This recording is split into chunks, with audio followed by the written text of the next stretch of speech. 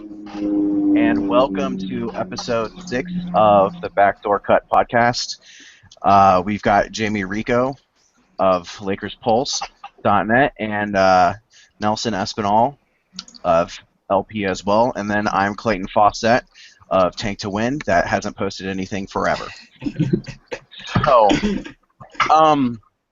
before we get into everything, did you guys catch the game last night?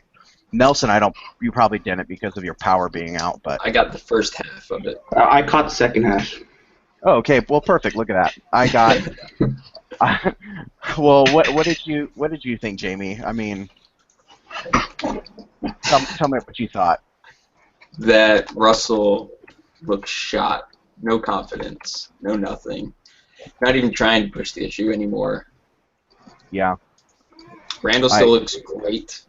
So, yeah.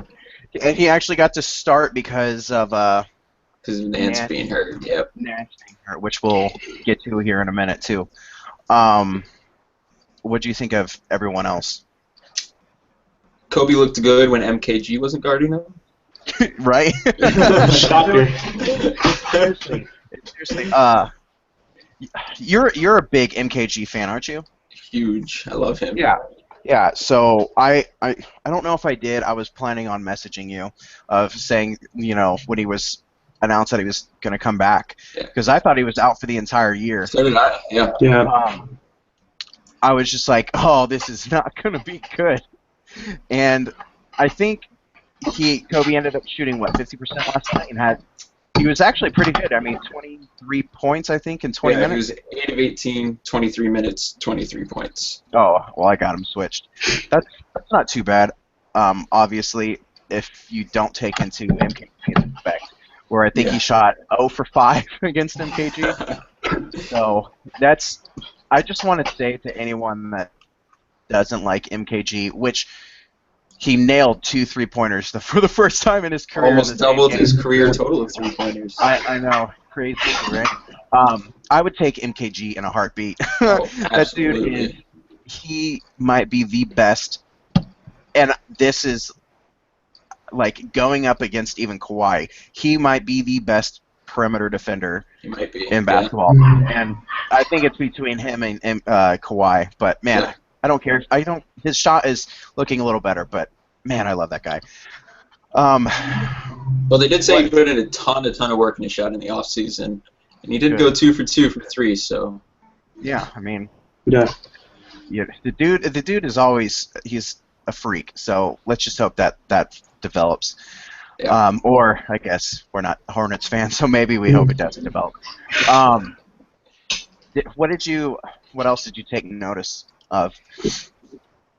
And what did you think of Clarkson or anyone else? Nobody really stood out that game to me at all. Before he fell It asleep. was bad. Kobe played well, but it seemed like Kobe and Randall were the only two that had any sort of impact on the game to me. I agree. What about you, Nelson?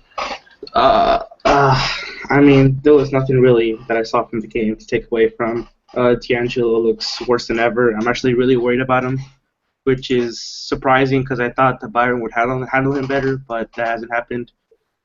Julius looked really good. Nance, surprisingly, and I wish he would have played today to see him with Randall, but that didn't happen because he's hurt. Tark didn't play, which was exciting too. I mean, D'Angelo didn't get his role, man. Clarkson was, he knocked down a couple threes, which actually impressed me, and him and D'Angelo haven't worked out recently, mostly because of D'Angelo and his lack of confidence. And I actually thought the Ryan Kelly booing was like the best part of the game. That was the highlight of my night. Just to see it, how the Lakers fans are finally getting tired of the bullshit of the season. So that was something to see. Yeah. Oh my word, Hani from BLSS blog, he was commenting on the Kelly. Right, that he felt bad for him, right? Yeah, I mean, because I did too. Yeah. Because I mean, was it funny, and like, is he bad right now? Obviously, yeah, of course he is. But I mean, what's he gonna do? Like, when Byron says, "Hey, go on in," like, no thanks, coach. No thanks, bro. Like, That not having it. We've gone back in other episodes. He looked good with D'Antoni. Yep. So Byron has ruined him. It just completely ruined him. I didn't catch it because I tuned out about midway through the third quarter. It was just terrible. We seriously, the defensive scheme is just so stupid that why collapsing the lane? Great job. It doesn't usually do anything because we've given up, 1 billion points in the paint this year. But then when they collapse, no one is around the perimeter, and they just get open threes on us. And you saw Byron's quote at halftime, right? About if you made adjustments to them making a lot of threes. Oh. And he said no because they're going to shoot them anyway.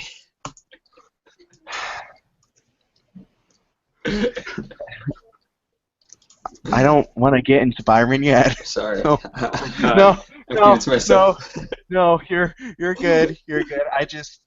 I was thinking the same exact thing right as I ended saying that. Just like, damn it, Byron. Just shut up. He's got serious foot and mouth injury. Or foot and whatever. It's just so done. Just guy's an idiot. The game was unimpressive. This was a chance that we had to actually win a game. Our next two games losses of the year. Yeah, well, that in Chicago, man, the last two have just been dreadful. If we seriously don't win against the Pelicans or the Timberwolves, we seriously could go 0 for February. Yep. Yeah. I mean, tank rolls on. Yeah. I mean, what if we won 4 games in February? I think. You mean January? January, yeah. Excuse me. Yeah, January. I think we won 5. Yeah, that's just terrible. We're 9-41. There's not really a ton of basketball left if you think about it. I mean, there's 32 games left. Yep. The only reason why it's going to get stretched, the season's going to get stretched out so far, or basketball as a whole, is because of the playoffs and the All-Star game. Mm-hmm. Yeah, All-Star game's got a longer break this year, right? Yeah, is it an entire week or? Yeah, I think so. Which is going to be good for my schooling, but it's going to be terrible for my attention span. Because I'm okay. One quick comment about the game, and then I do want to go All-Star break real quick. All right. Did you guys see Lou's box score? It was the Louiest Lou game ever. Everyone makes fun of he could go 1 for 12 and still have double-digit points because he's going to get to the free throw line. It literally he was 1 for 11, I believe. For one of them was a 3-pointer, and then he had 8 free throws. So yeah, 1 for 10, 1 3, 8 for 8 from the line. Yep. Team worst -20, -23. Oh my word! That's not that bad, guys. Come on, he's a veteran. People want him still on the team. Okay. He's the cornerstone of the team. Confirmed. Okay, yeah. So the only from the game better than D'Angelo in plus minus last night was Kobe and Randall, even though he didn't play that well. Amazing, right? It's like he impacts the game other than the box score or something. Unbelievable. I don't believe you. I mean, but then again, Anthony Brown didn't even play. What? He went from playing heavy minutes to he literally didn't play last night, and then the previous 2 he didn't play much at all. I think that'll get into another section later. What we did learn was Randall was going to be benched, but come to find out, Nance's injury, they're going to hold him out through the All-Star break. Right.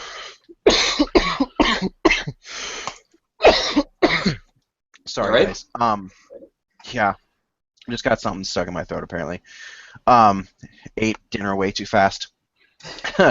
So that sucks. Nance Yeah, being out. it does. We all, I think the three of us at least think that Nance is the lesser of the two of between Randall and Nance.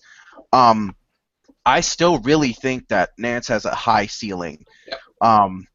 Even if it is just the first big off the bench. But Especially when you seriously, consider there's a really good chance he's even more athletic once he gets healthy. right? Um, I keep going back to that Zach Lowe post where he said he talked to scouts and they said Draymond, which you can see some of it. Yeah. That would be ridiculous if we had two Draymonds with Randall and. I don't know if he has the passing of Draymond though. He hasn't really shown that at all. He can't handle it like Draymond either. Yeah. No, but at the same time, look at when Nance is on the floor. Every time he's on the floor, he's got ball dominant guys on there, which of course you're always going to have. But when he's starting, he's got Clarkson, Kobe, and Williams. Yeah. So he's not going to bring the ball up. Right. With the bench coming in, you got D'Angelo, which we all want him having the ball, so I'm not going to say like that's bad. But there are times in transition where he's handling the ball, and I'm just like, he could really become something, especially like because he's not he needs to be able to set better picks, for screen and roll, but which has been a recurring thing on here, no one being able to set picks. Brandon Baskin. Yeah. I like him a lot, and it's just gonna suck because if guys start getting traded away and he's out for even longer than that. So yeah, that's a scary injury. Like I've dealt with that before. It's not fun or easy to get over. Yeah, well, it's definitely going to be a thing where he's going to miss games periodically the rest of the year. Mm-hmm. Well, Jimmy, you said that you blew out both knees, right? Yeah, right. So what? It's all rehabbing the muscles around his knee, right? Yeah. Yep. Basically, the only way to get it back is like I had to do a lot of electric stim and a lot of resistance exercises. Luckily, I only had it in my right knee. That's the only one where I had the same problem Nance had. But it took a good 2 months, 3 months of not playing basketball and rehab like 3 to 4 days a week. Yeah. So, yeah. Me and Jamie have been going back and forth on Twitter and in messages saying that we were worried, and it seems like they rushed him back, unfortunately. Right, yeah, and if he doesn't straighten those up, it's going to lead to an injury. Yeah. Like, they need to be careful about that. Yeah. So, that sucks. Yeah. It just sucks. I can't. I wanted to see those two, Nance and Randall, because when they were on the floor, didn't they actually have because they only did it like 2 or 3 games. The first game it was bad, and then I think they picked it up from then on out. I can't remember the exact lineup rating, but I'm pretty sure it was a lot better. My word. Well, you're looking that up.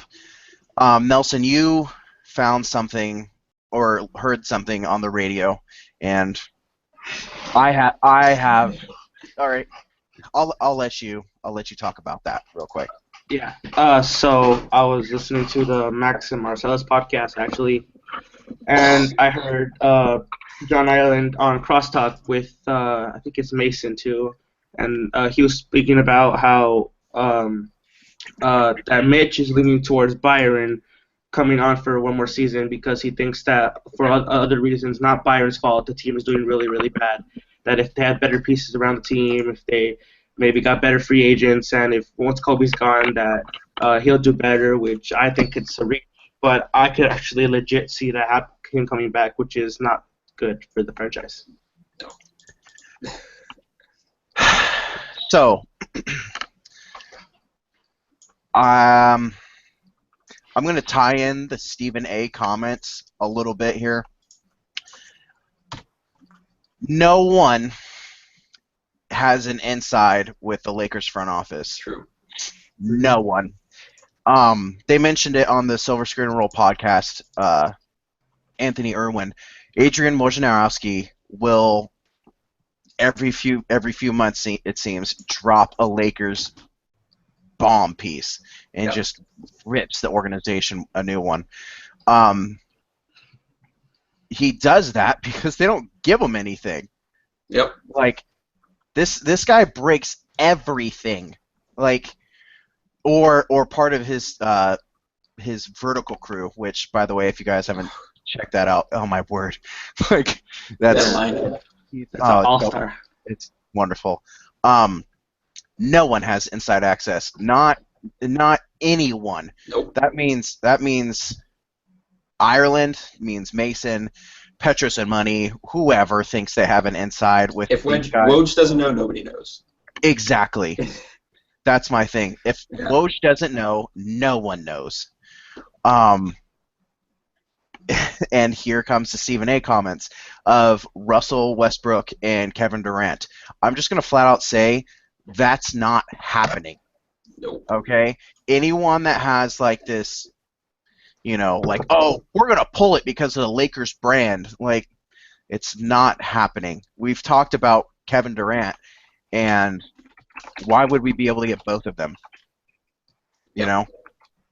Like, what was the last thing that Stephen A. broke? I can't remember. Nothing. But, but you don't want me back in that locker room. You don't want dude, shut up. Like, you might have an in LeBron's crew when he went to Miami, but that's what, 5 years ago, 6 years ago now. Like, sorry, bro, you haven't dropped anything. Well, he did technically break the black firing, if I'm correct. Did he? I don't think that was him. I mean, that's been. Oh well, rumored. he said that he was one of the first ones that he had sources that, about 2 days ago. I mean, I know there are sources that should be thrown well heavily, but he said that he knew before that everyone else was talking about it. I saw. I don't remember who said it on Twitter. They said that if Stephen A. sources and Chris Broussard's sources had a fight, nothing would happen because neither of them exist. So, would it be wonderful if Kevin Durant came? Sure.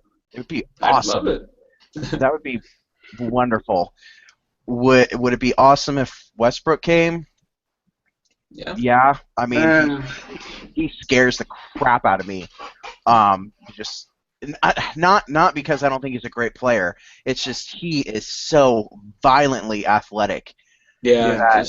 That his style of play just scares me, and you're gonna give him or offer him the max deal. Oh yeah. Oh yeah. That's not even a question. It He can't shoot, and he can't shoot at all. He has his the worst shots of all time. It's below. Yeah. It's below. It was last year. It was below 30%. Yeah. So I don't know what it is this year, but yeah, I mean, he can't. He's DeMar DeRozan and a point guard, except 50 times better than DeRozan. I don't want to get into DeRozan. I shouldn't have brought that up. Oh, I don't want to get. I don't want to do that. Our number one free agent target for the summer. Nelson, don't do it to me. Don't do this to me. So back to Byron and Ireland's comments and everything. I don't believe for a second he's coming back. Brings in another Stephen A. thing. Supposedly he says that Luke is the main target of the Lakers. Now that is something that I would believe in, because something like that would be a lot easier to get a hold of. Even though I think that might just be a common sense thing. Yeah, I mean, exactly, because he's everything you want. Yeah. He's young. He's got ties to the old stupid Lakers way. Okay. Part of the Lakers family. Yeah, I mean Lakers family. Oh my word. Yeah. He wants everything you want. Young. He's got ties to Lakers. He's got an insane offensive system. Apparently, Kerr said that he drew up some plays that he's even keeping. So clearly he can actually coach, and he wasn't just sitting there letting them play. Right. I think that he would need to build like a super staff, and like we'd have to kidnap Ron Adams to install defense into these people. But yeah, that one I'm more likely to believe than anything.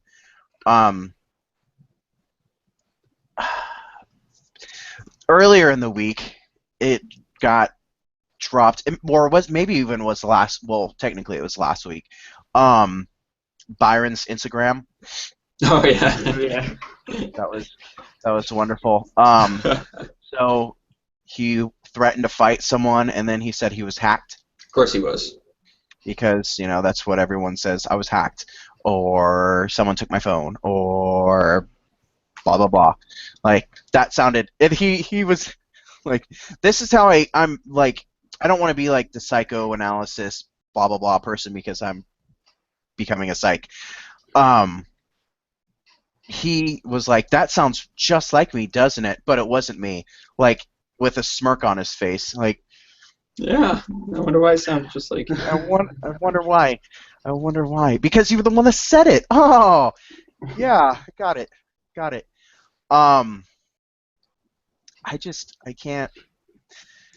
Do you guys want to rant on him? I'm just kind of like. I'd rather not. I'm kind of ranted out on him. Yeah, you've gone off, I think, 2 or 3 times on Twitter in the last week and a half, and I continually am having to get questions of Byron. So yeah, Nelson, you said that you've got plenty to say, so this is your time to speak up.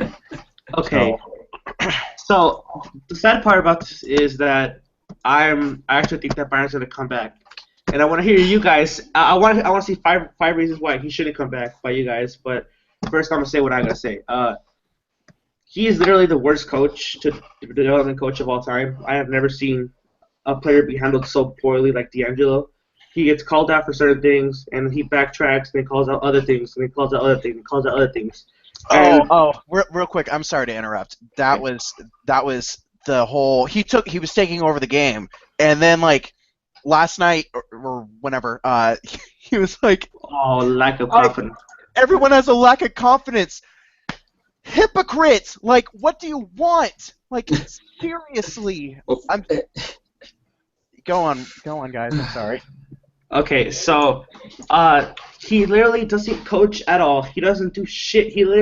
I've never seen a coach this bad. I mean, even Sam Mitchell. I think he probably at least draws the plays. Byron doesn't drop shit.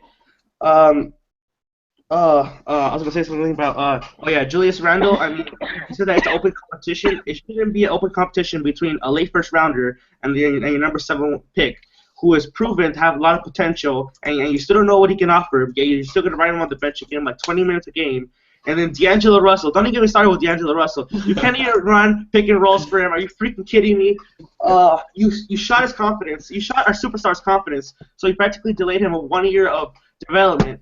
And now, I mean, if he stays next year and we bring another rookie, it's going to be another mess. If you bring Ben Simmons, he's probably going to have him shooting threes all game. Or Brandon Ingram's probably going to have him banging down low and probably getting blocked every single time he's shooting.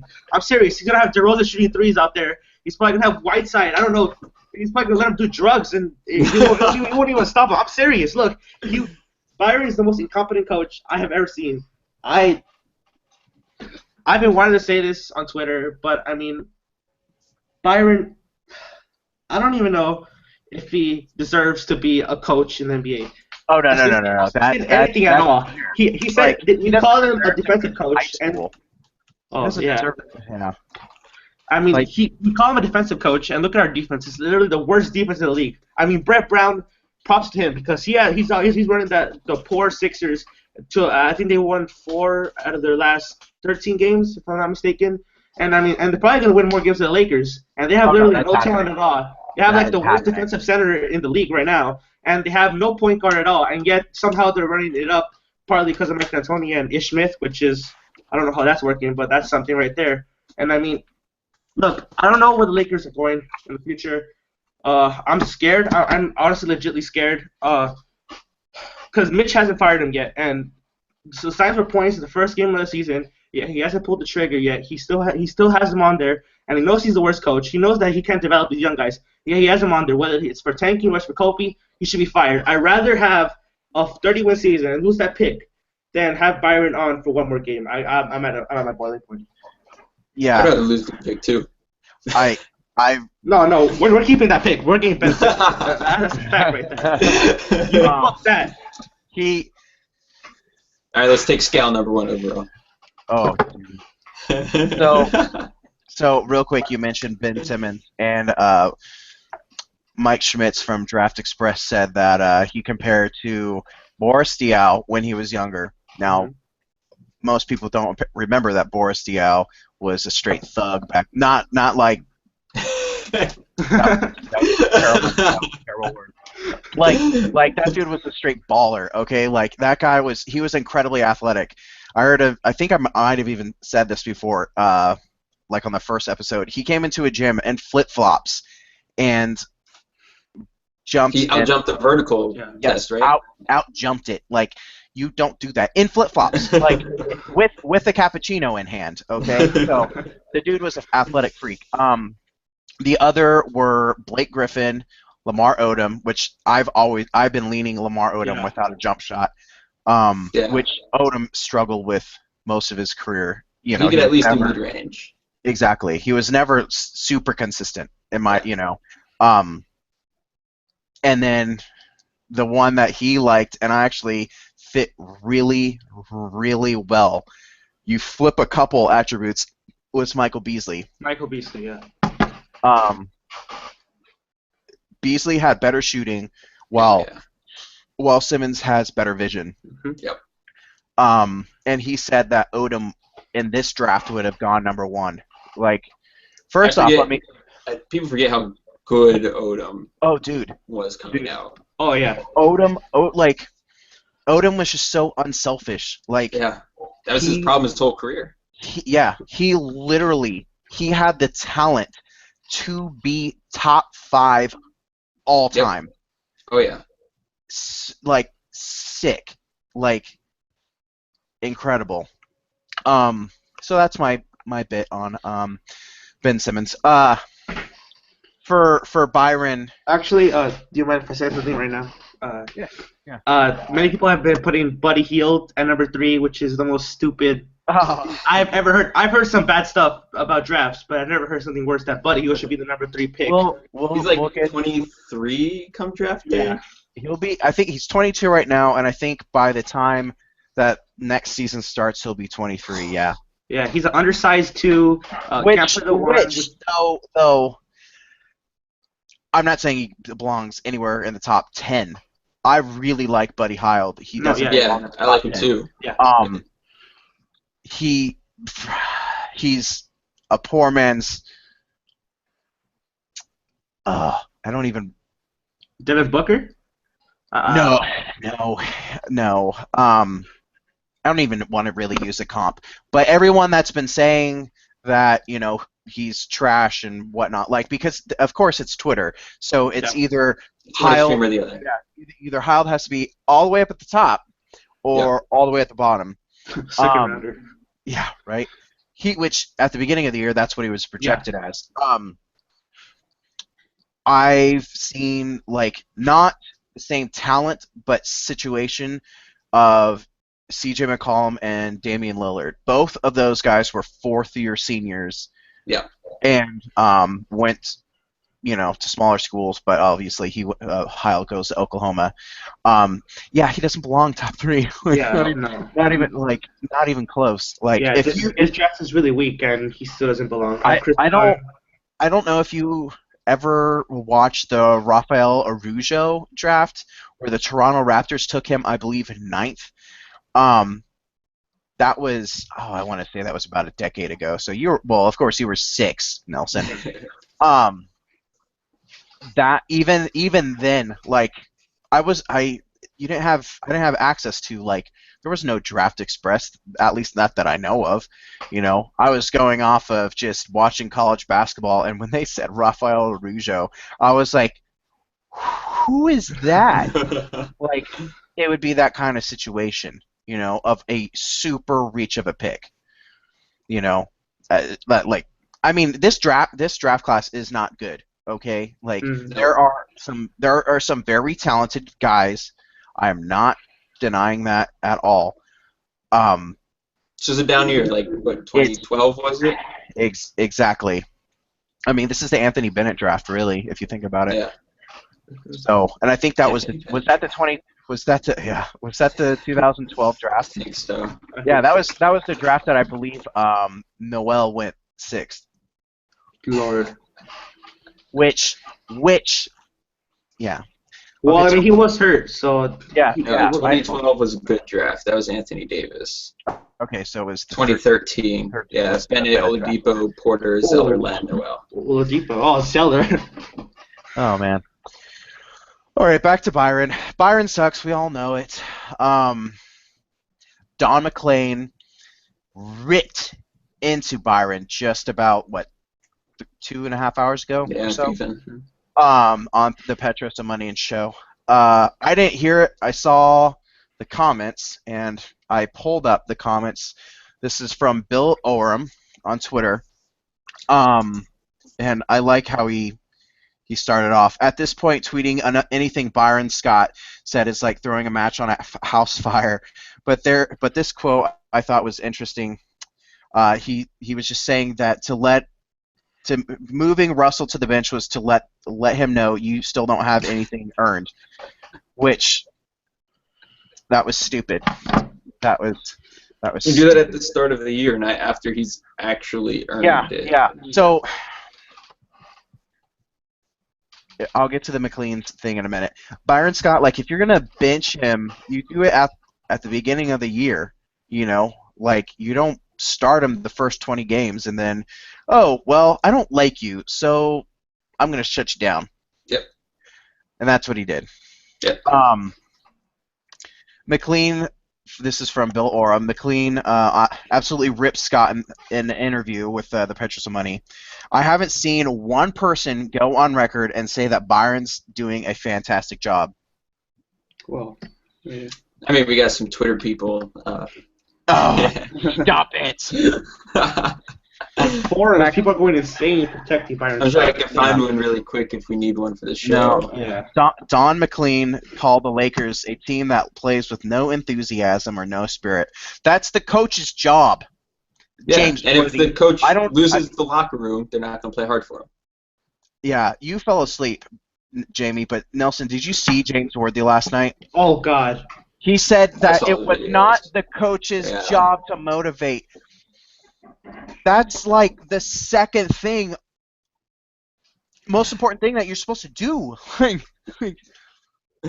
Your job is to motivate. I would love that was essentially right there. I saw a ton of people say this. I would love to see what Pat Riley had to say to James Worthy. Oh, Lord. I bet Pat Riley would just rip James Worthy a new asshole. Like, it just would. Oh, when he was spouting that crap, I was just like, I'm done. I'm just so done. McLean went on. It looks like a team that's playing in 1999. Oh, who'd have thought? Oh, man. Walking it up, ISOs, no imagination, no creativity on the offensive end, and said the only thing the Lakers have is athleticism, and they walk it up every single time. Every single time. Yeah. The only time that they don't is when D'Angelo apparently is just like, well, screw you, Byron, I'm taking over, and they start running in transition. Yeah, but Kobe's not in, because if Kobe's in, he'll yell at them to slow down. Yeah. Yeah, I love Kobe, but man, I'm sorry. This sounds like almost like I should be burned at the cross or something like that. I can't wait until he's done. Like the season. Like, it sounds terrible, but seriously, that's what the point is. Like, his comments last night were just like, he is delusional. Like, I got into it, of course, on Twitter. Someone telling me like that he hasn't taken a hold of this franchise like for hostage. That's what it is. Like Yeah. the Lakers are the Los Angeles Kobe's right now. Yeah. So yeah, McLean further went on and said Kupchak exuded that Scott bleeds purple and gold, and then Don said, well, that doesn't help you against the Spurs or the Warriors. Yep. There was more, but you get the point. Like, finally, someone, like today, for about 2.5, 3 hours straight, there was just straight ripping Byron because they had the day off, and he decided to talk. And one of the quotes that he said was not as bad as it was placed on Twitter because of the character limits, but it was still stupid. On that note, I just Byron's not unless Byron is fired at the All-Star break. He's making it through the year. He's not getting fired. I mean, yeah, exactly. So, Nelson, you're afraid that he's gonna stay. He's not staying. Everyone's like, you're still paying coaches. Actually, we're not. No, everyone's off, right? No, we're not paying Mike Brown because he was rehired by the Cleveland Cavaliers before he was fired by them again. Yep. LeBron. Yeah, he was fired by them. So once a coach is hired by another team, that goes away. D'Antoni's done after this season. And it doesn't matter because D'Antoni's coaching now. He got hired. Yeah, so we've got no one. We got no one on the books. Like, and next year, I think was it a 4-year deal? I want to say it was a 4-year deal. Yeah. With the 4th year being a coach's option, which he'll be paid for. So you'll be paying 2 years, and he's only being paid $4 million. People, chump change to the Lakers. Yeah, first off, that is chump change to Lakers. Second off, like that's chump change for coaching. Yeah. Like, I wonder why he didn't get a big salary. Exactly, because no one wanted him. Like, no one wanted him. So they got one of Kobe's friends, as we all have said before, and they're writing it out. So I can't see him being back. There's no way. It's just a bad feeling. Yeah, see. Okay. Yeah. The feeling I get, because every once in a while I'm like, man, I can't believe they're letting just this stupidity go on. But like I said, they're doing it for Kobe. Kobe, like I said, Kobe's running the organization. It's not even close. They're doing it for Kobe, and Jeannie's having issues with family, So as always. That's why you don't want her running the organization, people. My word! If I see one more person say that Jeannie's going to save the organization, I swear. She's the one that's doing the opposite right now. Exactly. Like, it's not Mitch and Jim blowing it in free agent pitches, okay? LaMarcus Aldridge put that to bed. Go look up the quotes. Like, idiots. Sorry, it's becoming a Clayton rant again. Oh, okay. Okay, so Byron got ripped by Don McLean, so it was just wonderful. It's becoming a national embarrassment now, which why I have a sliver of hope that he might be gone this year. I still don't think he will be. Good luck with that. The bigger it gets, the more pressure there will be. Okay, so we've lost now 10 games in a row, correct? Right. That ties. First off, how does that tie the Lakers' all-time record? That's pretty impressive, actually. Yeah, I want to say it sucks that we've lost that many in a row, but yes, that is impressive. We've been around since what? Oh, I can't. I hurt my shoulder.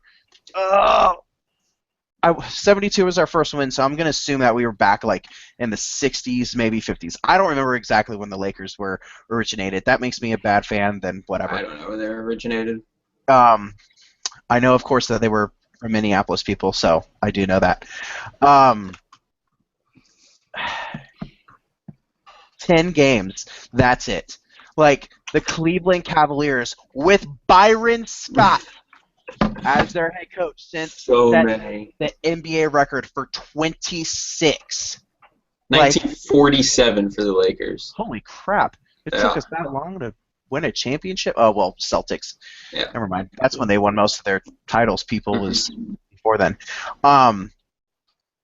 Yeah, 10 games and that's it.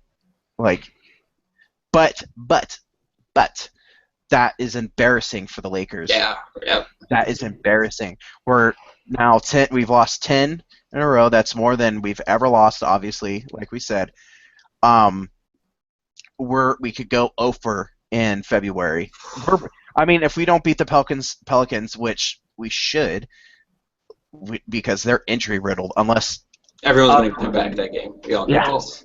They're putting up a fight with Memphis right now, so I don't know how bad they really are. Memphis isn't great this year, though. Yeah. And then the Timberwolves, which we're just going to get destroyed by athleticism. Russell has a great game again. Oh yeah, Rubio will probably set a career high with like 45, and he'll nail All like from three. yeah right. He's gonna break Kobe's record of 12 threes, and which by the way, that is such a weird person to have that record. The wrong person to have that record. I still don't understand that one. I don't get it. Yeah, if we lose these both of these next two games, we're going over till the All-Star break, and that's I think a 17. That's got to be the nail in the coffin, right? It would have to be. If not, though, it doesn't matter because we're on pace now for 14 or 15 wins. That's 2 years in a row as the worst record in franchise history. He's gone. There's no way he can stay. Like it does not matter that the roster hasn't been great. Like we've never been this bad. Never. So and there's just better options. So I can't see it.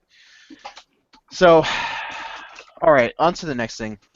That was a great segue. I'm sorry. That was just terrible. we were on hiatus. I'm out of rhythm. Over a week, yeah. Over two. Like, yeah. Oh man. So all the vets now are for trade, which good is Hibbert, Bass, Nick, Lou, and I think there was one more, but those are like the big 3 or 4. Nick we're stuck with. I think you could ship him off. You could sell his start of this season and the D'Antoni years. Be like, look, when he's motivated. Maybe the Sixers that they want to win. That's an interesting one. Mitch Kupchak can talk up a player. Yeah, I still say that he could go to New Orleans. Yeah. Mainly shooting. I could see him going to Memphis, just because they're I've seen that one. Desperate for 3-point shooting. You could sell that. I'll take Jordan Adams. I'll take a couple candy bars. I'll take a second-round pick. Yeah. I just say Jordan Adams because they don't play him. Which I don't get. He's a stud. Then you got after him, you've got Bass. Bass, I think you could get a decent second for, but the problem is the teams that you're going to be trading him to are going to be mid to late. You're not getting a first, so you're getting mid to late second, which I'm fine with. That's fine. Yeah. If we could keep any of the bets, it would be Bass. I've always liked Bass. I know I've talked crap about him on here. I've liked him since LSU. Yeah, I like Bass a lot. But I would just do it for him. You know, like he doesn't deserve this. Or Roy. Roy doesn't deserve it either. No, Bass deserves a playoff team. Yeah, exactly. Hibbert, I think we are stuck with because his contract is so big. I've tried to look around what to do on the trade machine. You're gonna have to take obviously a couple guys back because the only thing like I could see was Washington for Nene, and then you would still have to throw in someone. I'm fine with keeping Hibbert though, because he seems to still be talking to the rookies on the bench and everything. I agree. If anything, to try and get him to a playoffs, I could just see them buying him out. Yeah. Honestly. I don't. I haven't, and that's just my own thing. I I could really see don't want that. to say that, but That makes a lot of yeah. sense. I mean, you're not getting anything for him, and he doesn't do anything for you right now, anyways. Yeah. Um, the last one is Lou, and I would trade him for a high second round pick. Yep. So, Maybe a late first. I would want a late first, like you want like 20, to 25, but I just don't know if you're getting that for him. I know like his true shooting percentage is really high. I mean, because of all the free throws, but I just don't know if you're getting super. Like, I think maybe if you could get like 28 for him, like if anyone offered that to me, I'm like, yeah, I'll take that. Yeah. Like, I would do to the Clippers. I would send him to the Clippers. They've got their first this year for once, and I would take Crawford off their hands. Just he's an See expiring. expiring? Okay. Yeah. He's an expiring. That's the reason why I don't I know did. if Doc loves him. Yeah, I know, but he hasn't had the best year this year either. And Lou's better. He's better creator. And he shoots the same amount of free throws. Well, he shoots more free throws than I think pretty much anyone in the league. But yeah, those guys are. I hope with supposedly, because I don't remember who dropped it, but which always goes back to they're so secret. Are they actually going to do it? But so many sources have that one. So. Well, that could just be they called other teams, and the other teams are leaking it. Lakers didn't leak it. So this is perfect for the next one. I want to say it was Wednesday when. Don't say it. Yes. Hoops critic on Twitter, Brian Getzlinger, I think that's his name. I'm not even going to bother to look it up. Nope. Don't do this to me, please don't do this. Don't do this. Oh no. He said that this goes back to you don't have sources inside the Lakers. That D'Angelo Russell has been floated. Oh yes. And there. Okay, Nelson, it's fine. Okay. First off, he said, which everyone knew this anyways, it was going to take a massive deal to get D'Angelo. It's not happening. You're not moving him. There's like two guys that I would take for him. Towns and Wiggins. Those are the two that I would take. Yeah. That's about it. Because obviously you're not getting Anthony Davis, you're not getting, anyone like that. You're not getting Jimmy Butler. Well, I don't even know if I'd do that. I don't know. Maybe I would probably take Jimmy Butler. I would take Kawhi. But you're not getting those guys. It's not happening. No, I'm not trading for Whiteside. That was rumored, and that was not okay. at all. Okay, that was all rumored by Miami fans. First off, that rumor that Whiteside could be traded for by the Lakers was not even a rumor. Like, if anyone has insider, go look it up. It was essentially just saying that Hassan Whiteside has everything the Lakers want. It said nothing about trading. Yeah, to wait for. He'll be 27 next year, and he's probably going to leave Miami because they've got incredible cap issues. They're not going to be able to afford him. So he has everything you want. What do you like? Why are you going to give anything up for him? Because you'll convince him to stay, just like we did with Dwight Howard. Oh. Yep. How'd that work out, everyone?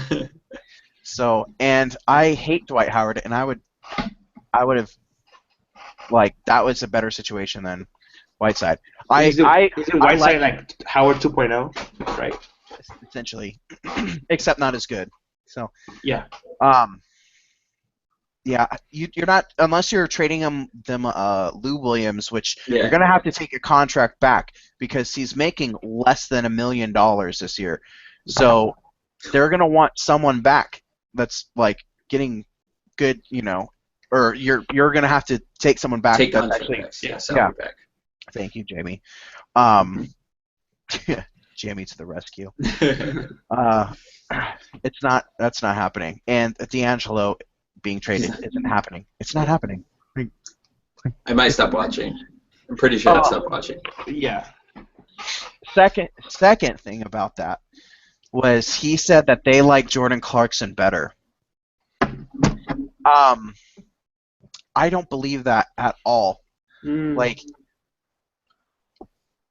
if anyone really thinks that Jordan Clarkson is better than Byron. D'Angelo, Byron. Yeah, that's probably who critic talked to is Byron. Byron favorites Clarkson so much. Yeah. Well, yeah, I mean, stupid. Just keep chucking. Exactly. If anything, whatever his name is, got it from another organization. So, because he didn't get it from LA, there's no way. So he had to get it from another organization. Stuff like this happens all the time. In baseball, people are put on claims or waivers all the time. I think Manny Ramirez, when he was back with the Red Sox, for every year of his contract, he was put on waivers every year.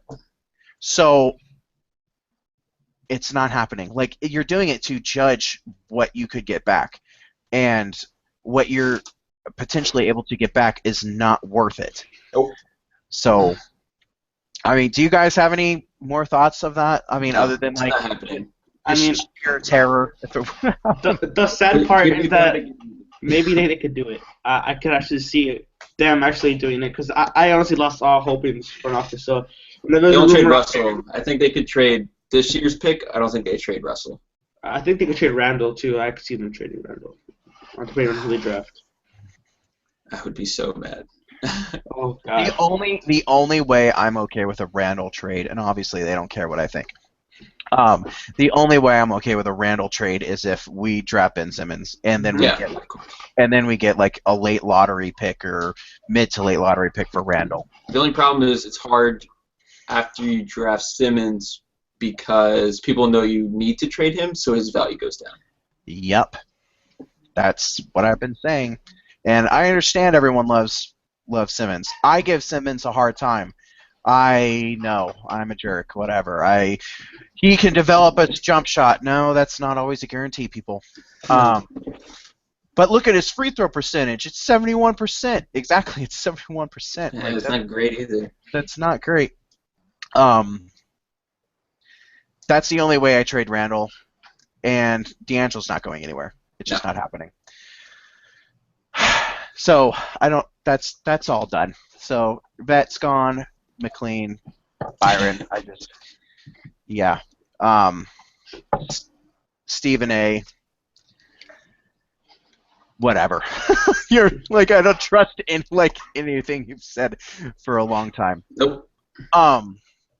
Obviously on our podcast, I have an affinity for Nerlens Noel, and he got brought up during the week. I think it was Thursday night. Yeah. So the whole scenario is we don't get the first or second pick, but we hold on and we get the third pick. So talk about alcohol consumed that night. Huh? I'm going to consume a lot of alcohol that night. Right. Well, I mean, it's still a number 3 pick. I mean, the whole point leading up to it, I would be disgusted. Simmons. He's not falling to 3. Neither of them are falling. Like I don't remember a more set 1 and 2 in a while. Yeah, no, those guys are 1 and 2. Wiggins and Parker was pretty set. Yeah, well, Embiid made his late round. Yeah, but he was hurt though. That was the problem. Yeah. That was a week before the draft. So until then, Embiid was the clear-cut number 1. With Wiggins, number 2. I'm sorry, I've never been a fan of Jabari Parker. Like, plus he doesn't shoot anymore. Like he's not. I don't get that. That's the Yeah. Bucks mostly. Then Yeah. what was him? Yeah, I And you don't. would think coming off a knee injury, they'd have him shoot more, so he's not banging down low. I know. Speaking of the Bucks, I had an interesting one. I go back and forth with Jim Pat. Yep. 7777 a lot. If anyone follows on Twitter, he's a good follow. First off, he says Blatt is a better coach than Messina. I could see that. He says that Messina was actually with like the Yankees of Europe, where they just bought everyone. And he was in an incredibly light division or whatever. And he said that his lineups were terrible. So he's got firsthand knowledge of it. I don't know. It was just an interesting tidbit. The only thing with Messina is I could kind of understand it because he's been an assistant for a while now, right? Yeah, that's what I said too. Yeah. So yeah, that was one thing. Another thing was everyone's throwing trade proposals all around. First off, don't throw me a Rudy Gay trade anymore. Yeah. Ryan Suarez, you're a good dude. You don't want Rudy Gay. Yeah. You don't. No matter how much change you don't want Rudy Gay. With Jim, which I'm pretty sure I don't remember. Anyways, he said Bass to Milwaukee, which nowadays doesn't make any sense because they're looking outside in the playoffs. I just was like, whatever. Miles Plumlee and Damian Ingles. I don't know if either of you know who Ingles is, but he was like the 31st overall pick 2 years ago. I think this is his first year actually in the NBA. They don't play him. Dude is 6'9" with like a 7'4" wingspan.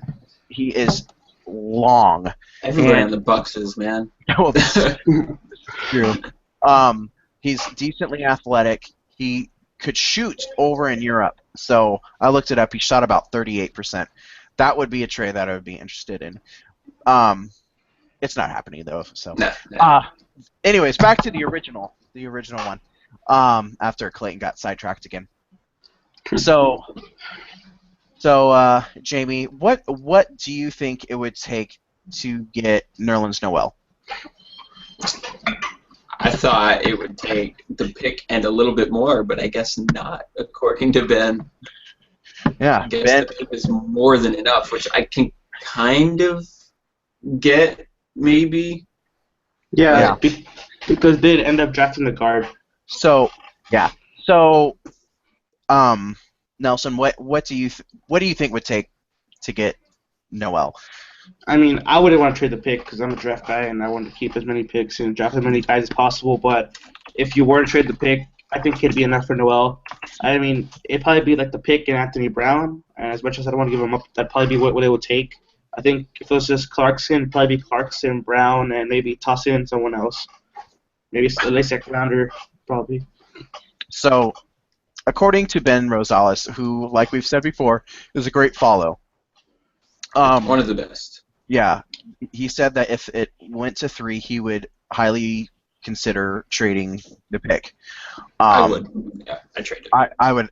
If this was a scenario, I would have no. I would. Oh yeah, I know you wouldn't. I would almost favor that. So according to Ben, he said the third overall pick for Nerlens Noel and like the Miami pick, which is like 20. And then you do that and you take like Valentine or we were talking about earlier, Hild, because that's where his range is. I almost would prefer that. Yeah. Jamie, we were texting back and forth. Do you think it's are we just terrible with trades? Like, do we overvalue others? And I don't know. At this point, we have to sell low if we really want to get rid of some guys. Like Nick Young, you have to sell low on him.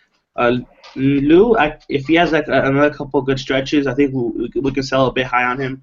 But apart from that, you're either going to sell low or sell at what that team thinks his value is at. Yeah, I still would love Lou to Dallas for Felton and Justin Anderson. Oh, Anderson. Um, so at first I was just like, I didn't believe it, but you know what? Ben is ridiculously smart. Okay, Oh yeah. if he says that the third and the Miami pick is feasible, I'm going to. This sounds almost fanboyish. It's so weird. I'm going to tend to believe him on that. Yeah. He just seems to know value and everything. I would almost hope to get the third pick. Like, not. Well, of course, I still want Brandon Ingram, but my whole idea with that is if with Philly, right? You look at them how they're playing, okay? With D'Antoni and Ish Smith, they're playing so much better, and with Ish Smith, Noel is playing better. But something that I sent to Jamie is actually the guy that we all like to make fun of, Jahlil Okafor, is actually improved a ton. Yeah. He went from almost like a negative 14, I think, negative 14 net rating to this month it is I think 5. Text right here. Yeah. Oh, you have the text. Well, look at you. I was pulling up the picture. He went from negative 28 in October to negative 5 now. You there? Yeah, Yeah. yeah, there you go. It froze for a second. Who would have thought that would have guarded that Okafor would do better? Right. It's mostly offense. Like he's picked it up on offense, defense marginally, but so from October to January, he has picked up 19.1 points per 100 or whatever in the offensive rating. That is good. It's because of Ish Smith. The defense is still questionable. It's still 104.5, but it's hopefully improving. So I have been scouring ever since he said that online.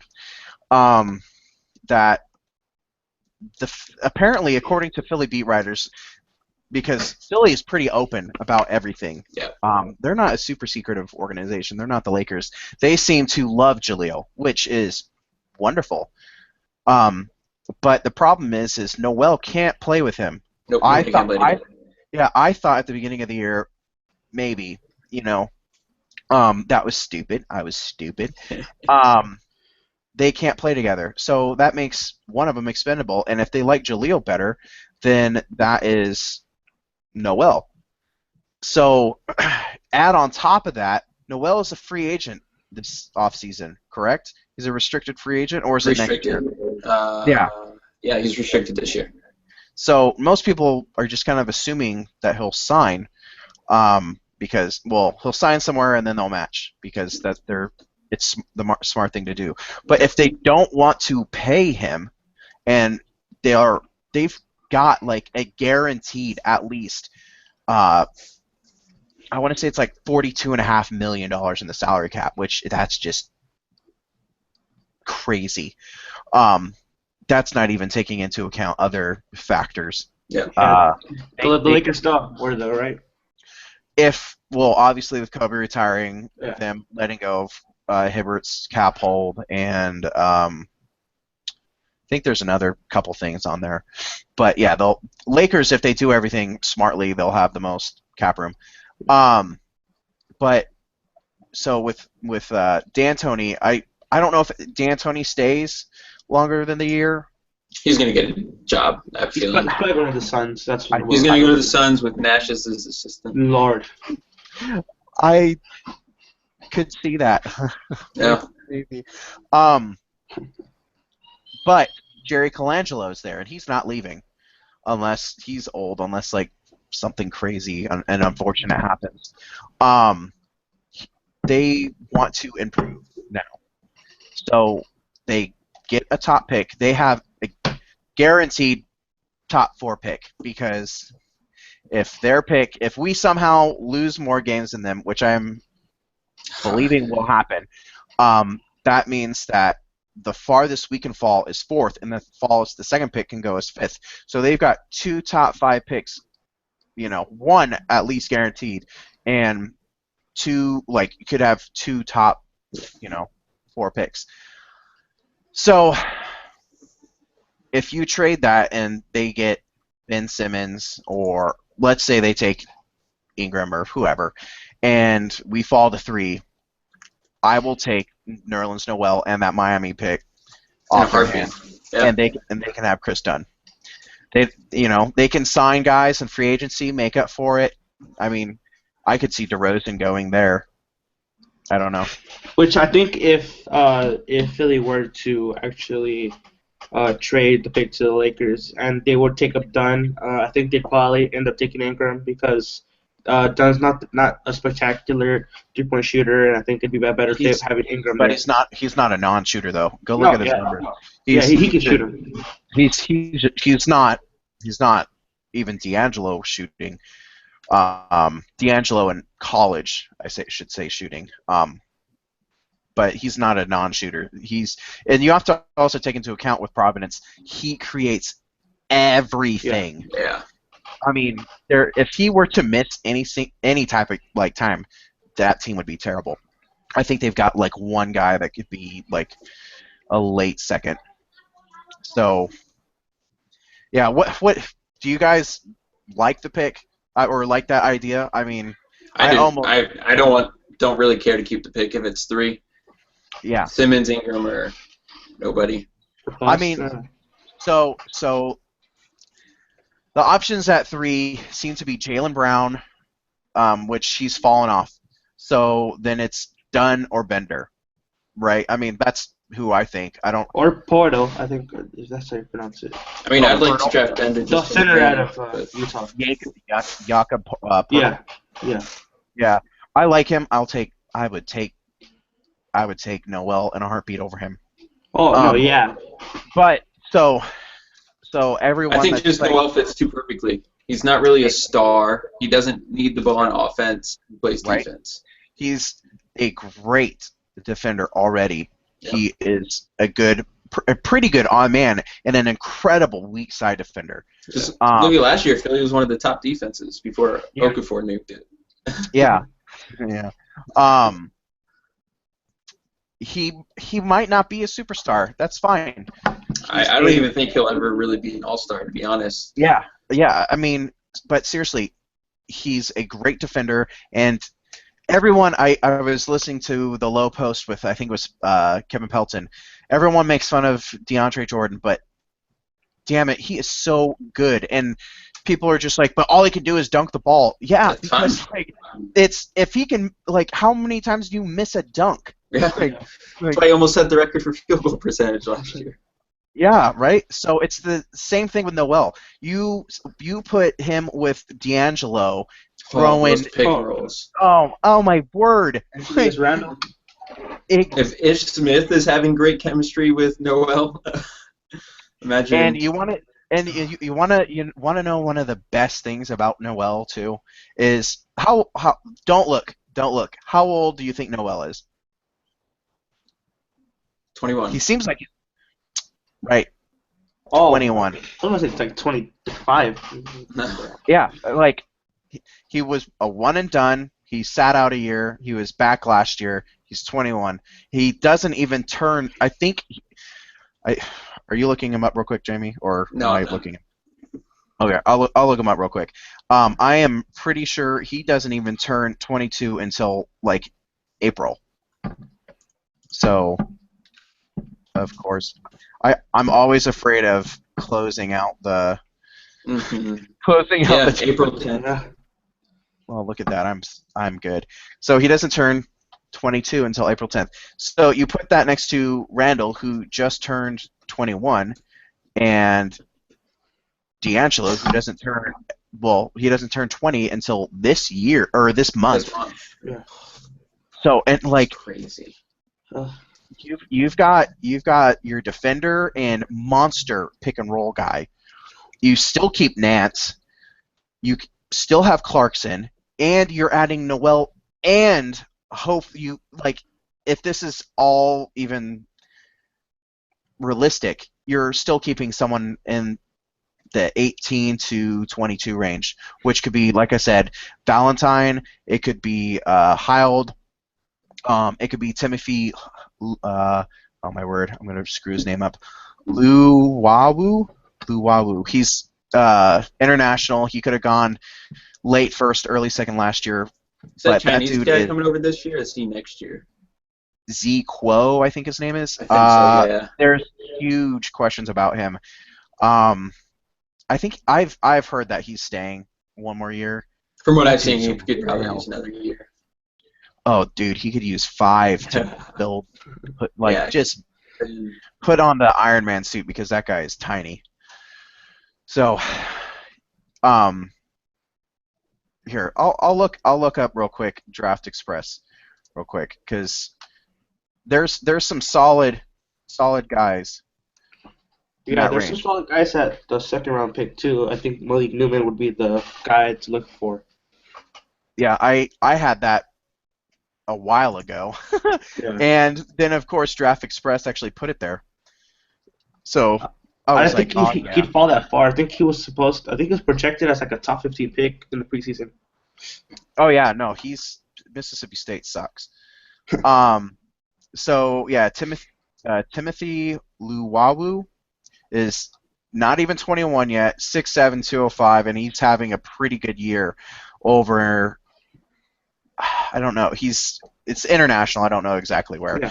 So, guys, this is usually fluid. 17 to, say, the 22 spot. You've got Buddy Hield. You've got Damian Jones, which is unless you think he can play center, that wouldn't make any sense. Denzel Valentine. He's older, but he would be a pretty good 3. Zimmerman, you don't want. He's a center. Diallo, you don't want. He's a power forward center. But you could take, oh goodness, Caris LeVert, or, oh my word, what is with, I can't, Zvi, let's go with that, Zvi from Kansas. He's sophomore at Kansas. He doesn't get a ton of playing time, but he's 6'8", he's barely 18 and a half. And is that the guy, Tom, TFJ Sports, is always begging Self to play? Yes. Yellow? Yes. Zvi. That's some like crazy talent that you just added for the third overall pick. Because if you think about it, who would you rather have, Pirtle or Noel? Personally, I would rather have Noel. Yeah. And it's not even really close. I would rather have Noel over Jaylen Brown or Chris Dunn, or the only one that I would question would be Dragonbender or whatever. Ooh. Is it Dragon? I say I'm Dragon. saying Dragon. I mean, I'm it sounds saying, cool. yeah, it sounds. The entire draft. It's almost like so. Do you want the Airbender, or do you want Noel? And I want Noel. Noel, yeah. I know, whatever. I'm a fanboy for Noel. I love that guy. I don't really think that's a realistic trade. I don't think Philly does their assets like that. I think that's selling low on Noel. I think they value him a bit more than that. But I totally understand that. But they're about to have to pay him.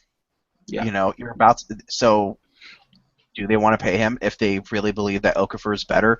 And they still got Embiid, and they've got how many other? I mean, they played Jeremy Grant at the 4 a lot, anyways. Small ball 4. Exactly. So I mean, they've got so many big guys that one of them, someone has to be traded. Okay, like if we take Simmons, you're gonna have to trade him or Randall. So, and you're probably going to be trading Randall on that absolutely. One. Most likely. So, that's my thinking. Although I do think you could get a nice haul for Simmons.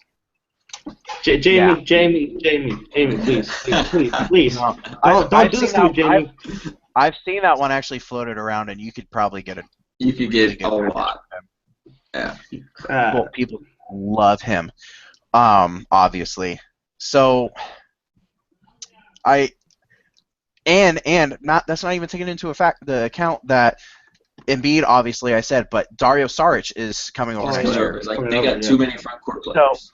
They've got to deal one or even two of these guys. I would take a risk on Embiid if I had like a mid-second round pick. They would probably still want more than that, but with those foot injuries, low again. Yeah. supposedly now he's 7'2". He's grown 2 inches since he was drafted. I love that guy. But he scares me to death too. Yep. I just that's if we couldn't get Ingram, that's what I would want. I would want 3 and do that trade. Like I said, I don't know if that's realistic at all, but Ben seems to have like a better knowledge of that because I always either underrate our players or overrate other I'm players. bad at trades, So I try and stay away from them. yeah, I mean, I get a ton now of proposals sent to me, but I mean, yeah. I'm pretty good at trading on 2K, but yeah, right. Especially when I got the force trade enabled. yeah. I always take for Simmons in NBA 2K.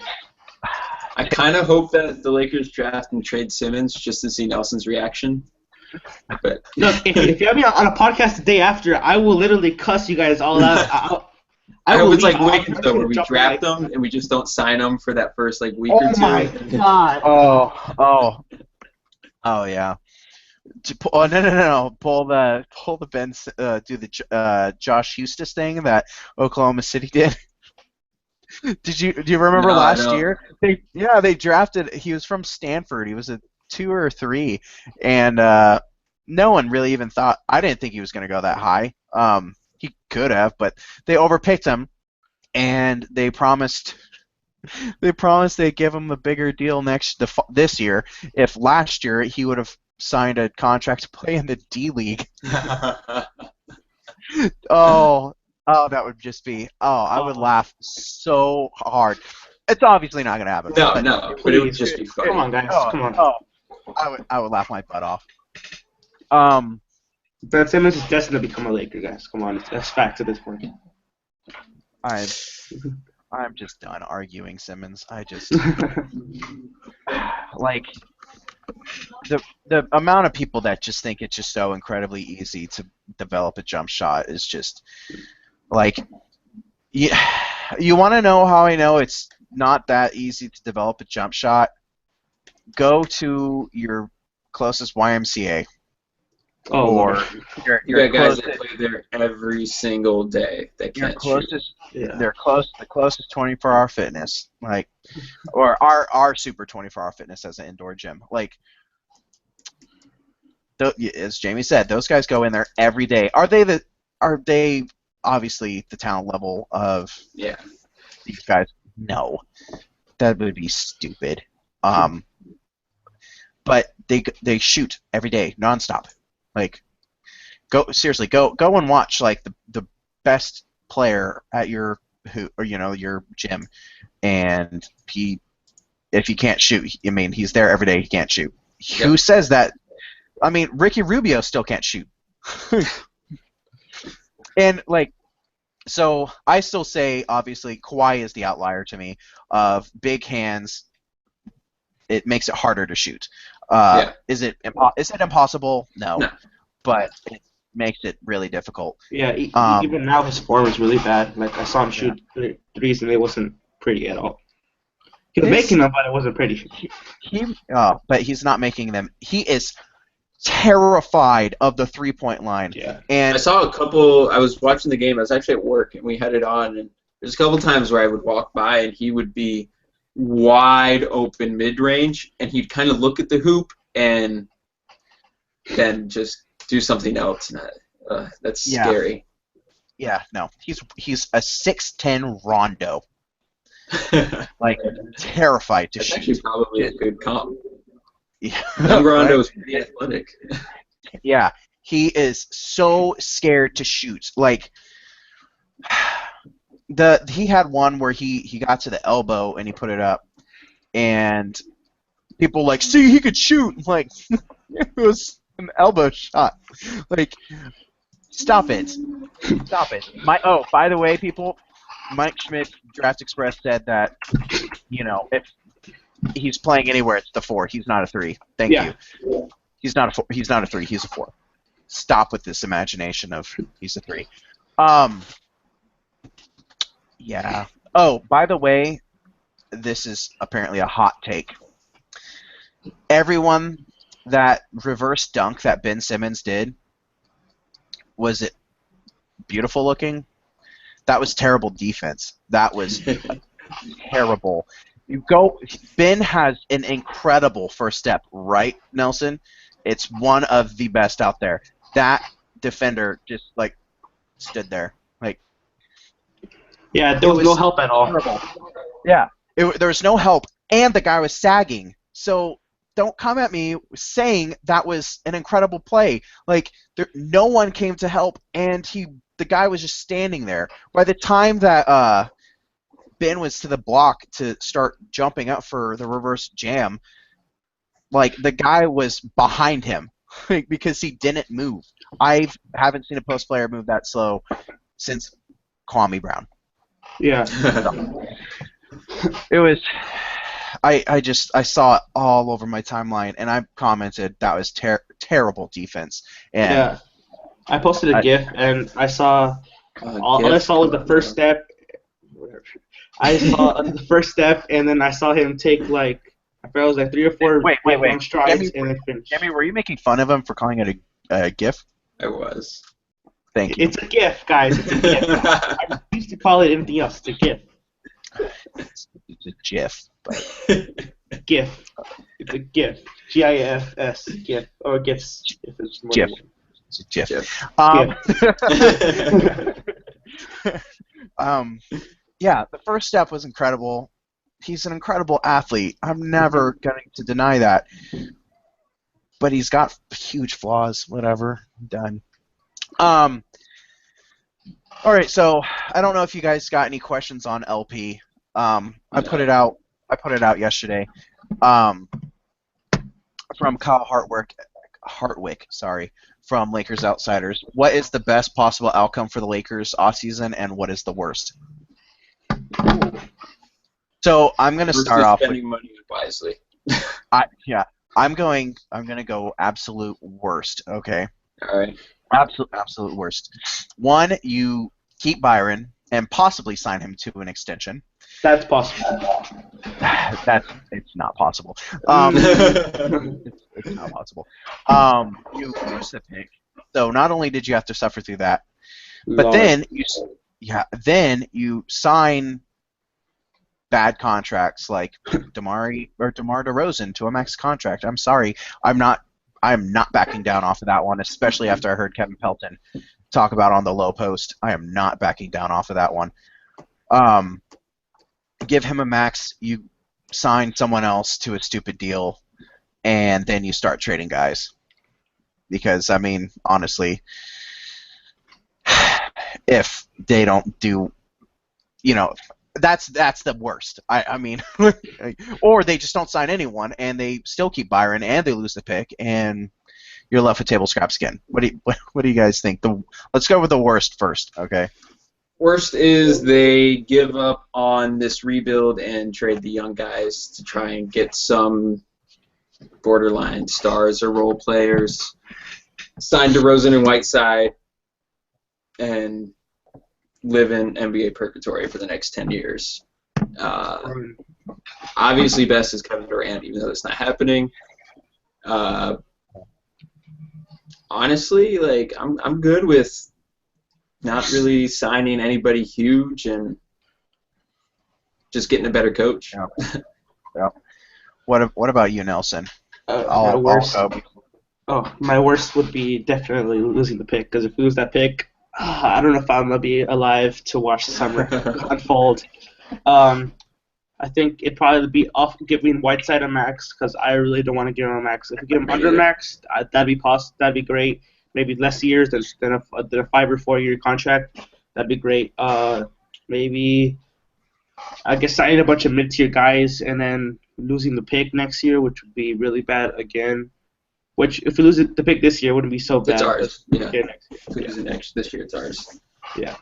And my best case scenario would be signing Ezeli, which I'm still really high on, drafting either Simmons or Ingram, and then trading Randall for a high value or Clarkson for a high value, depending on who we draft.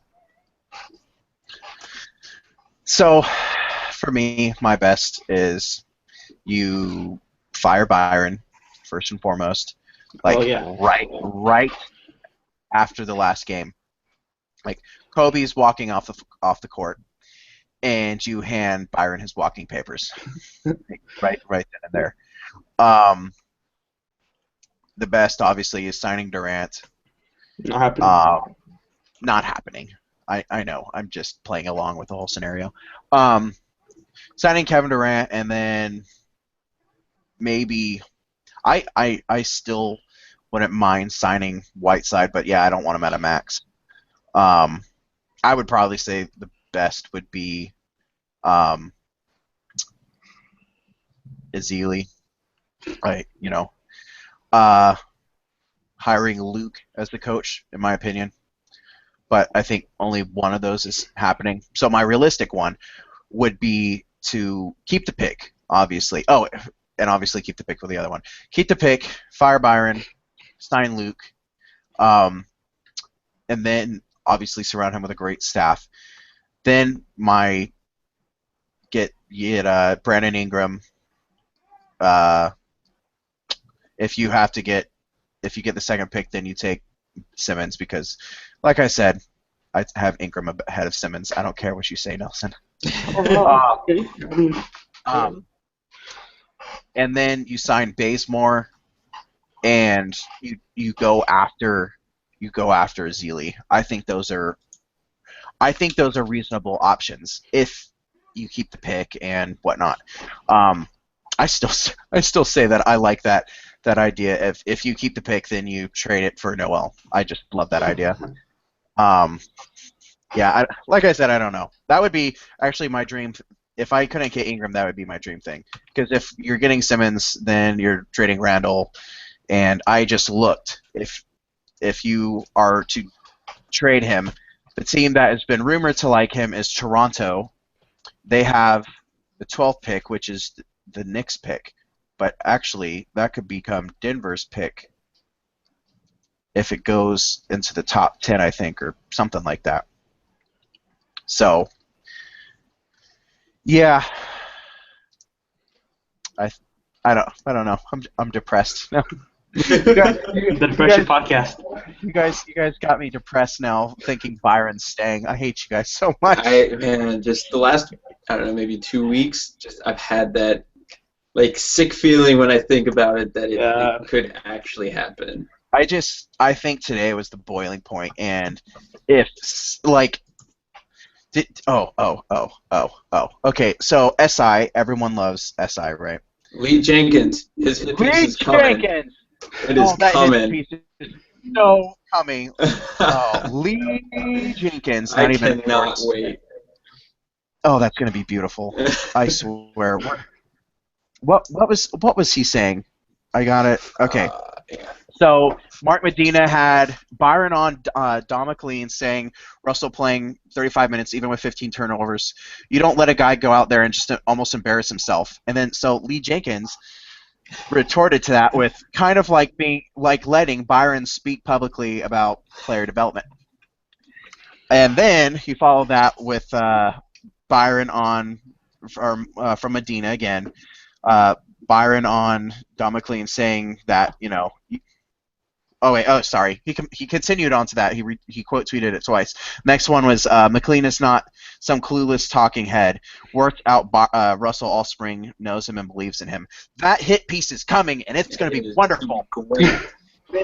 Okay, and that right there is why I believe Byron, after everything, is going to be fired, because Jeannie, who, yes, people, she makes the calls.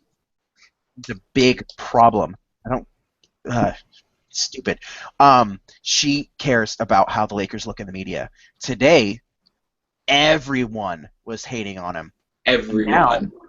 Everyone. I thought I've seen hate before on him, like after he benched Russell and Big people. That's the difference now. Yeah. yeah, exactly. Well respected. There's people.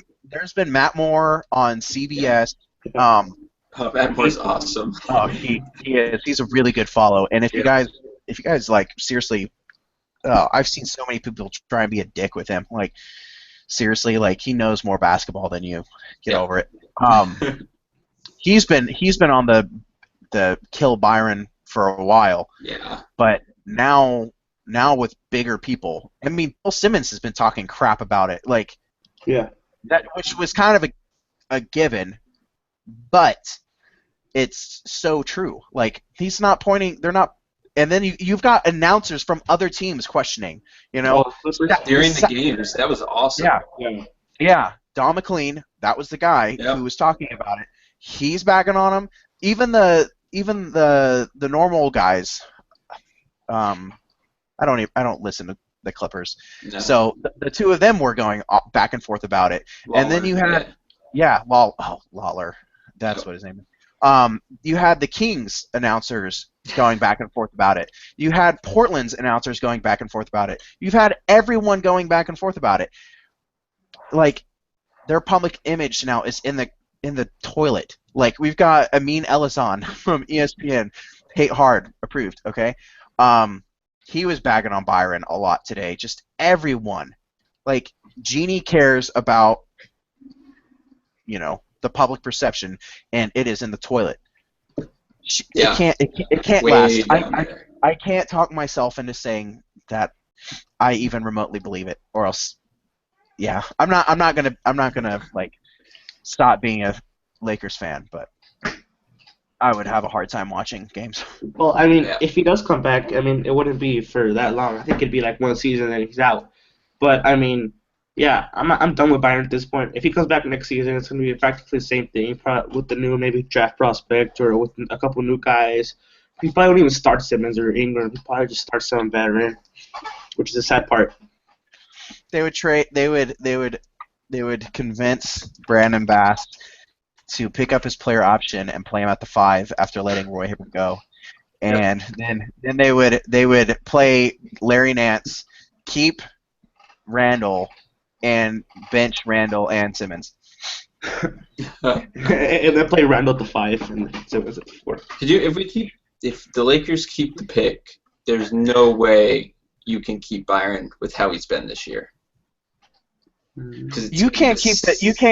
You can't keep the pick regardless. Like, seriously, like, Randall and Russell hate him. Like, just hate him. I can't. And it's a players' league. Franchise will almost always side with the players.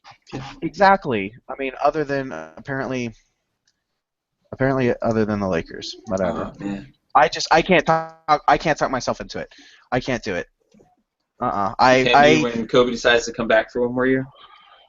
Don't do it to me, Jamie. Jamie, come on, man. You started with Ben Simmons, that was going downhill. Tim Duncan decides not to retire, so Kobe wants to keep his record for most time with one team, so he comes back for a 21st. Oh, man. Byron Scott comes back next season because he didn't get a fair shot. And then we get 2 more years of Byron because he gets that last Kobe season again.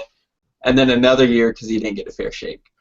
And then Kobe gets one more season after that because he gets injured after 2 games of playing 40 minutes straight. That's what's going to happen.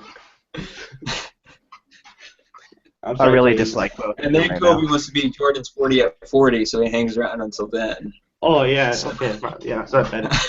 And then we signed Tim Duncan to a max 5-year deal because he has a couple more years left. Speaking of, okay, not Tim Duncan. Remember when they offered Dirk Nowitzki a max contract? The still Lakers? don't get that. With Yes. No. I don't remember that. No. Oh, no, you don't remember that? I Oh my don't. word, that was the same summer as Melo. I don't they missed out remember that.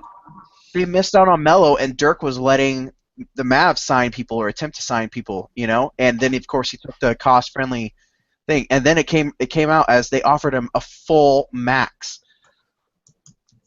I don't remember that. do I believe in this Lakers organization? I don't know. Yeah, see, don't- that's why I feel like Byron might stay. That they'll probably favor him too much, and he's part of the Lakers family. They don't want to let him go. They don't want him to be on the streets. If Jeannie keeps that crap up and Jim doesn't like do something, He can't. She has final say. She can axe him if she wanted to. He can't do anything. yeah, I've got it right here. SB Nation, July 15th, 2014. Dirk Nowitzki turned down Max offer from Lakers and the Rockets. Wow. See, I wasn't making it up. So they'll do that with Tim Duncan. Don't do it to me, guys. Don't do it. Wow. They probably offer Max to Derrick Rose and then bench D'Angelo for the rest of his career.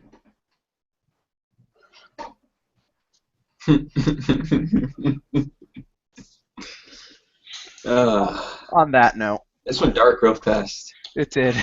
It's the depression pod, guys. Come on. Okay. Well, I think we have pretty big news. Jamie, you said that we've officially been added to iTunes. Our podcast is officially on iTunes. I will tweet out the link as soon as this is over. Wonderful. And then every episode should be on about 24 hours after we finish it. Should be uploaded. Yay. Wonderful. We're hoping to do another one sometime this week. Yep. Hopefully we get more content, and we're not all in a state of depression still. I will be. Yeah. But seriously, have you guys listened to other Lakers podcasts? I've been too busy. I haven't done anything Lakers related. It's depression all around. Like Okay. this fan base, well, this smart fan base, I should say, is just broken. We're all broken. The real Lakers Twitter is so sad. I can't even go on. I'm about to cry right now. You guys, man. Yeah. Well, on that, do you guys have? Is your site back up yet, Jamie? Yesterday wasn't. I don't think it is right now either. And nope, still down. Oh, it's actually completely suspended. I have no idea what's going on with them. I was on their live chat like a week ago, and they said it would be fixed within 72 hours, and now it's even worse than it was before. So, yeah. No, I was gonna say if you're doing anything, but you're probably I still would with school love to anyway. do something on my site right now. Yeah, right.